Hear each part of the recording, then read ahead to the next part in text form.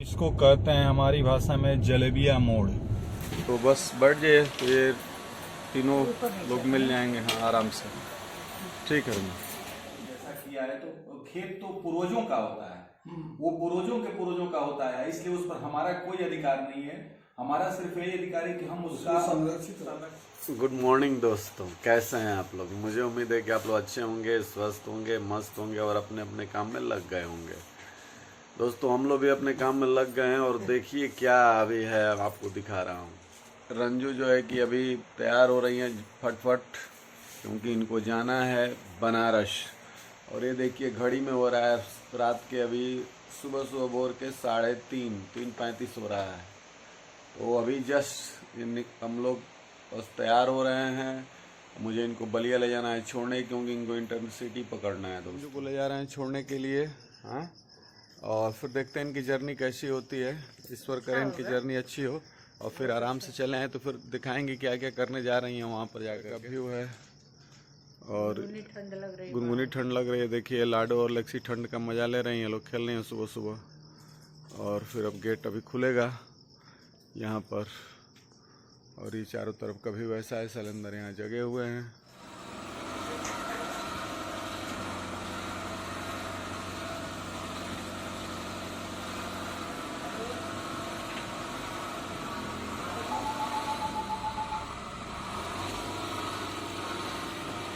ये है सुबह 4:30 बजे का बलिया, और ये जा रहा है सीधे स्टेशन रोड। ये रहा मालगोदाम रोड पर हम लोग पहुँचते हुए स्टेशन रोड पे।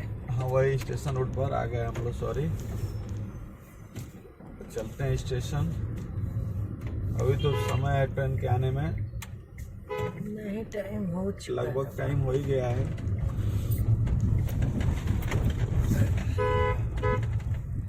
आ गए हम लोग आ गए फाइनली स्टेशन पर, आ ही गए हम लोग। स्टेशन का चहल पहल कुछ अलग रहता है, लेकिन तब भी भीड़ कम ही है। जितना अभी भीड़ बढ़ती जाएगी धीरे धीरे आते हुए।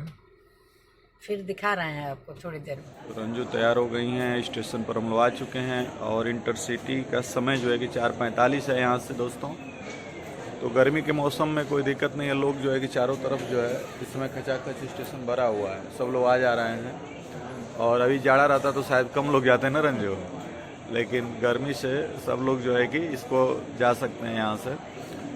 तो देखते हैं इनकी जर्नी कैसी होती है। अच्छा होगा। ठीक, बहुत अच्छा हुआ है कि मतलब कि यहाँ पर जो बोगी नंबर है वो डिस्प्ले हो रहा है, तो इससे बहुत सुविधा नज़र आ रही है कि आप जो है कि आसानी से अपने वहाँ खड़े हो जाएंगे जहाँ पर बोगी जो है कि ना रंजू है। देखिए यहाँ पर D2 इनका, यहाँ से जो है कि देखिए D2 दिखा रहा है। तो यहीं पर खड़े रहना है और यहीं पर इनका डब्बा क्या हो जाएगा, लग जाएगा। नहीं तो पहले बड़ी दिक्कत होती थी, कहाँ है तो दौड़ना धूपना पड़ता था, तो उसमें हड़बड़ी हो जाती थी। दोस्तों तो ये है, प्रगति हो रही है, डेवलपमेंट हो रहा है, इसका असर यहाँ दिखने लगा है। तो रंजू की ट्रेन आ गई और ये है इनका बोगी। तो बस बैठ जाइए, फिर तीनों लोग मिल जाएंगे। हाँ, आराम से। ठीक है। रंजू चली गई, उनको मैंने छोड़ दिया और बस अब चल रहा हूँ। कार खड़ी है, बस स्टार्ट करूँगा और फिर आगे की जर्नी शुरू होगी, यानी कि स्कूल तक की। और दोस्तों आज का इतिहास जो है कि आज का दिन का बहुत ही ऐतिहासिक महत्व है। पता है क्यों? क्योंकि आज ही के दिन 1882 यानी कि 24 मार्च 1882 को जो है जो घातक बीमारी टीबी है उसकी खोज हुई थी। और जिस वैज्ञानिक ने उसकी खोज की थी उसको बाद में चल कर के इसी के लिए नोबेल प्राइज़ भी दिया गया। तो आज का दिन इतिहास में इसलिए दर्ज है। दोस्तों देखते हैं आज दिन में क्या क्या होता है, फिर जैसा होगा मिलेंगे आगे। तब तक बने रहिए पूरे ब्लॉग। चल रहा हूँ मिलने के लिए कुछ लोगों से, तो अगर मिल पाते हैं वो लोग तो फिर दिखाऊंगा। तो बने रहिए दोस्तों, देखते रहिए। कहते हैं हमारी भाषा में जलेबिया मोड़। देखिए कैसे कैसे ये घूम करके पूरी तरह से मोड़ जा रहा है, और सूर्य कैसे दिखाई दे रहा है यहाँ पर। तो आज सामने से ट्रक आ रहा है और इस तरह से ये देखिए एक और ट्रक आ गया और पूरी तरह से जलेबी जैसे गोल गोले घूमता है यहाँ पर। तो इसको जो है कि जलेबिया मोड़ कहते हैं। इस तरह से ये घूमता हुआ फिर देखिए आगे, और फिर जो है कि यहाँ से भी आगे जब आप बढ़ेंगे तो देखिए फिर यहाँ से भी मोड़ है, फिर जो है कि जलेबिया मोड़ शुरू होगा। ये यहाँ से देखिए ये घूमता हुआ, तो इसको हम लोगों की भाषा में जलेबिया मोड़ करते हैं, मतलब कि जिलेबी जैसे, जिलेबी मोड़ कह सकते हैं इसको। ये है गणवार मार्केट, और देखिए यहाँ पर इतनी संकरी व्यवस्था है ना कि क्या बताया जाए। और इसमें भी लोग जो है ना कि अपनी गाड़ियों को ऐसे खड़ा करते हैं, और अक्सर जो है कि यहाँ पर जो है कि जाम की समस्या जो है कि बनी रहती है, अक्सर जाम की समस्या बन रहती है। यहाँ पर देखिए, यहाँ बगल में टेम्पो वाले ने खड़ा कर दिया है, देख सकते हैं आप लोग। ये गजब मने लोगों के दिमाग में देखिए, ये जो है कि बेचारे अपना यहाँ पर ही खड़ा कर दिए हैं ये गाड़ी। इधर से आप देख सकते हैं, अगर इधर से कोई बस आ जाए और मेन मार्केट है, और बस अगर इधर से मोड़ पर आ जाए ना, तो फिर समझिए कि जाम ऐसा लगेगा कि फिर घंटों नहीं खुलेगा। लेकिन मुझे ये नहीं समझ में आता है, जब मैं अपनी कार कहीं लगाता हूँ दोस्तों ना, तो मैं सोचता हूँ कि अपनी कार या ऐसी जगह पर लगाऊं कि जिससे कि किसी को ही परेशानी ना हो। भले ही मुझे मैंने वहाँ से पैदल आना पड़ता है, टहल करके मैं आता हूँ, लेकिन यहाँ पर कोई मतलब कि इसकी मीनिंग नहीं है लोग। और ये जागरूकता कब आएगी मेरे समझ में नहीं आता है। इसलिए आए दिन कई प्रकार की समझ, देखिए और देखिए सड़क पर ही अपना ये काम कर रहे हैं बेचारे, ये देख सकते हैं आप लोग। ये देखिए, जबकि बगल में ही थाना है, यहाँ पर आप देख सकते हैं थाना जनपद गणवार बलिया लिखा हुआ है, लेकिन कोई सुनवाई नहीं है इस चीज़ की जो है यहाँ पर। न कोई इस चीज़ को करना चाहता है, न समझना चाहता है, और हर समय ये जगह जो है कि जाम से जूझती रहती है। तो ये तो है कहानी आपके गणवार मार्केट की। ये इस तरह की चीज़ है, और ये तभी दूर हो सकता है जब हम कुछ न कुछ इन चीज़ों को समझें, स्वयं जानने का प्रयास करें, और समझें कि नहीं ये मेरी ड्यूटी है कि हम अपनी गाड़ियों को कहाँ लगाएं और किस तरह से रखें। दोस्त, एक्चुअली मैंने बताया था आप लोगों को कि मैं कहीं जा रहा हूँ बीच में, और मैं आया हूँ। आने का मकसद यही था कि देखिए ये हमारे पिताजी हैं, और काफ़ी मतलब कि हमारा रिश्ता पिता और पुत्र का ही है। इस तरह से हम लोगों का आपस में है, संबंध बन गया कुछ इस तरह से। तो इनकी एज पिताजी आपकी लगभग 86 वर्ष हो गई है, तो 86 ईयर्स के हो चुके हैं, और पूरी तरह से पता है पूरी तन्मयता से अपने जीवन को ये व्यतीत कर रहे हैं। तो मैं इनसे 2-3 चीजें पूछूंगा, तो शायद आप लोगों के लिए, जो आज का युवा पीढ़ी है, उसके लिए जो है कुछ हो अच्छी चीज होगी, और उससे आप लोग इंस्पायर्ड होंगे। जैसे पिताजी अभी आप 86 वर्ष के हो गए हैं, तो इस दौरान आपको मतलब कि हम लोग जैसे जो युवा पीढ़ी है उसके साथ सामंजस्य कैसे आप बिठाते हैं, क्योंकि इनकी सोच समझ कुछ अलग तरीके की है, और फिर मतलब क्या आप पुरातन चीजों से जो जुड़े हुए हैं या कुछ इस तरह की चीजें हैं, तो आपने कुछ ऐसा हम बदले नहीं है। हाँ, या अपनी प्रवृत्ति ऐसी हो गई है कि वे सोचते हैं कि हम अपनी भावना कुछ लादे नहीं, हाँ, किसी के जो कर रहे हैं उसमें अपना हम तालमेल बैठा लें, तालमेल बैठा। तो दोस्तों एक बहुत बड़ी बात बताया इन्होंने कि हम ये सोचते हैं कि हम उन लोगों के साथ अपना एक तालमेल बैठा लें। अब जरा ध्यान दीजिएगा आप लोग इस चीज को समझ करके कि अगर हम सभी एक दिन बुढ़ापे की तरफ जाएंगे, तो ये जीवन सूत्र अपना लेना, यानी कि मुझे भी यही अपनाना पड़ेगा, क्योंकि मैं भी अब 50 के आसपास पहुंच चुका हूं। तो मैं भी उसी श्रेणी में जाऊंगा कि जो आज की जो पीढ़ी है वो 5G 4G के अंतर्गत है, तो मुझे भी उनके साथ तालमेल बैठाना ही है। यानी कि हर जब उम्र दराज आदमी हो जाता है तो क्या करता है कि उनके साथ तालमेल अगर बैठा ले तो शायद लाइफ अच्छी हो सकती है, शांति रहेगी। तो ये बात जरूर ध्यान देना है। दूसरी बात की पिताजी, जैसे मान लीजिए कि बहुत आपके जीवन में मैंने अलग तरीके से सब बहुत सारी परेशानियां रही होंगी, और अभी भी लगभग कुछ न कुछ रहती ही है, कुछ न कुछ है। तो उससे कैसे आप निजात पाते हैं, क्या आप कहना चाहेंगे, कैसे हम उससे आप नहीं होता है क्योंकि आजकल आदमी कोई भी घबरा जा रहा है, तुरंत युवा पीढ़ी है, थोड़ी सी बात होती है ना तो टेंशन, जिसको टेंशन हम लोगों के सब तो हो जाता है, स्वाभाविक है। लेकिन यह मान के चलना है कि हमको इसके साथ संघर्ष करना है। तो जब हम ठीक से रहेंगे तभी संघर्ष कर पाएंगे। बिल्कुल बिल्कुल। जब उसके नाम से हवा समझ के बैठ जाएंगे तो थकान हो जाएगी, तो फिर हम उससे हार जाएंगे।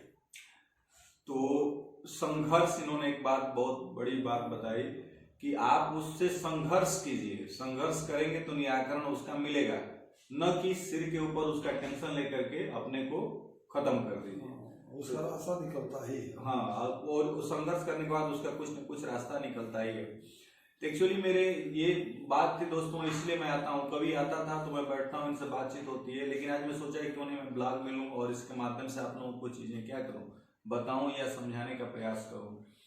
और आप खेती बाड़ी से काफी जुड़े हुए हैं, एकदम लगाव है। बहुत लगाव है। तो आपके कुछ इस तरह का स्वस्थ रहने का एक ये भी मुझे लगता है कि राज है कि आपको उससे कुछ सुकून मिलता है खेतों से। ऐसा है कि ये सारी व्यवस्था जो है हमारे पिताजी ने किया। अच्छा अच्छा, तो और आप ऐसा अगर करोगे आवाज जाएगी और उन्हीं को फोकस करो। हमने वो बताइए, उधर बताइए। इधर हम आपसे बताएं स्पष्ट कि हमने ये मान लिया था कि हम अपने चाचा और पिताजी के बीच में एक ही संतान है, जी, तो इस रूप में रहें कि इन लोगों को कोई दिक्कत न हो, अच्छा अच्छा, या मन में ये न बात हो कि हमारा कहना ही नहीं किया। तो ये भी एक बड़े संयम की बात है। हालांकि इन लोगों ने कोई दुरुपयोग नहीं किया, जी जी, जो कुछ किया है सामने वो साक्षात दिखता है। और देखने मात्र से हम लोग खेती के कार्य में आजकल बहुत असुविधा है, जी जी जी, मैन पावर की बड़ी कमी है। ये तो मशीनीकरण है, कुछ पैसा लगता है उससे होता है, अन्यथा अब चूंकि पहले से किया हुआ है तो ये ज्यों का त्यों बना रहे। जी जी, यदि इसको हम बढ़ा ना सके तो शांति का एक अधिकार है। जी जी, तो हमारे पिताजी कहा करते थे कि ये जमीन वगैरह है, चाहिए यह कि इसको आप ज्यों का त्यों रखें जी, और अपने अगली पीढ़ी को सुपुर्द कर दें। बिल्कुल बिल्कुल, और यदि नहीं बढ़ा सके कुछ तो अच्छा है, हाँ, न बढ़ाए तो जो है उसको ज्यों का त्यों रख करके अगली पीढ़ी को दें और यह संदेश दें कि वो भी इसको सुरक्षित रखें। बिल्कुल। तो दोस्तों ये बहुत बड़ी बात कही गई है। तो हर पीढ़ी को, युवा पीढ़ी को ध्यान रखना है कि अगर जो पैतृक संपत्ति है, जो खेत है या पिता ने कोई मकान बनवाया, रख करके और फिर उसको आगे की पीढ़ी को ट्रांसफर कर दें, यही बहुत बड़ी बात है। इसलिए उसको बेचने और इस तरह की चीजों से आप दूर रहें और उसको संरक्षित करके रखें।